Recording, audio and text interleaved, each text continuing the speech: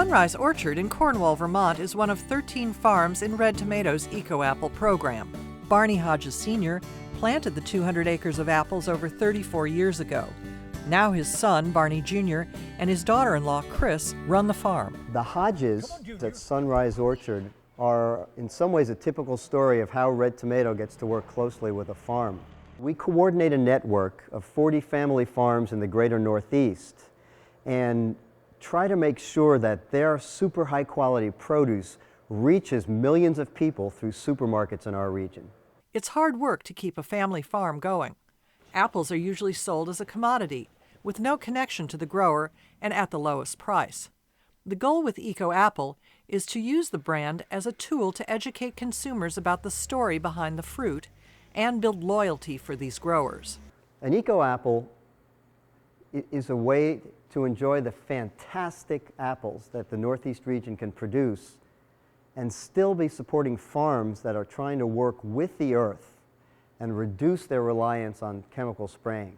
The Eco-Apple program has helped us define ourselves and has allowed us to create a strong message and a belief within our family of what we need to do.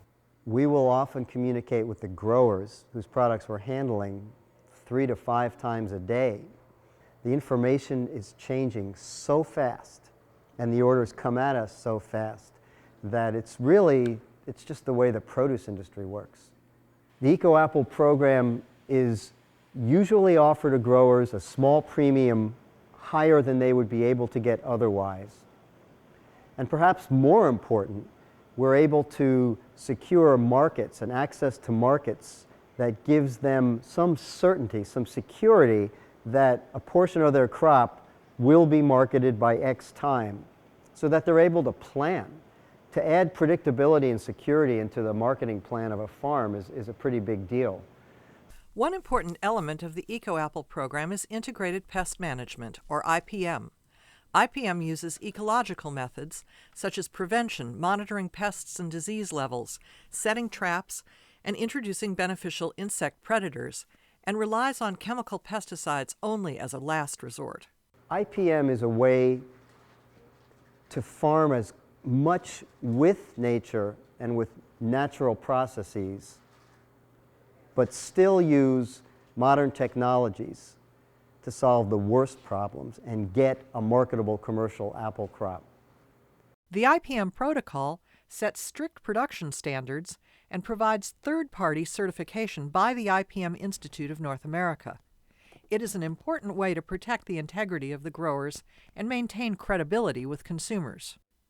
To keep up with the latest research on IPM, Red Tomato and the growers work with scientists at Cornell University, the University of Massachusetts, and the IPM Institute. Scientists like Dan Cooley, who's a plant pathologist at the University of Massachusetts, play a role that no one else in the program could play. They focus on how do we change the technology at the farm so that these growers can remain on the cutting edge and so that we can solve the changing climate and make sure that these apples can be produced with a minimal amount of spraying. Eco-Apple gives us the marketing piece that we really don't have. And they're unique as well in that they have been involved in looking at local high-quality produce. We give them the IPM tools.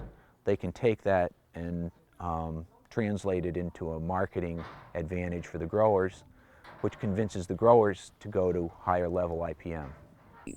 We don't feel like we are being responsible growers without doing an IPM program. So when I'm practicing IPM and we're living out this philosophy that we have here at Sunrise Orchards of growing good food for people in a responsible way, what I think about handing down to our kids is a knowledge about food that is connected. It's about working with the land and working with insects and trying to make it all work together. The Eco-Apple program and the Red Tomato program has helped focus Chris and I into what philosophy we believe is right for the farm, and has allowed us to communicate well with my dad and being able to grow a good, consistent product. Barney Hodge is a steward of the land. He's somebody who takes his job of farming very seriously, knows he has to make a living at it, but on the other hand, he isn't going to scorch the earth to do it. And I hope that we at UMass and Cornell and other places support him in doing that sort of thing. I think of an apple orchard as kind of a miniature university. There is so much to know about soils and agronomy, about plant disease, plant pathology, about horticulture and the way trees eat and drink and protect themselves, and about the natural cycles and the seasonality of things, which are constantly changing. It is truly awesome what an experienced apple orchard manager knows and executes on a day-to-day basis to get one of these to look good, taste good, and be commercially viable. The world has been here a long time before humans were, and it will be here a long time after we're done.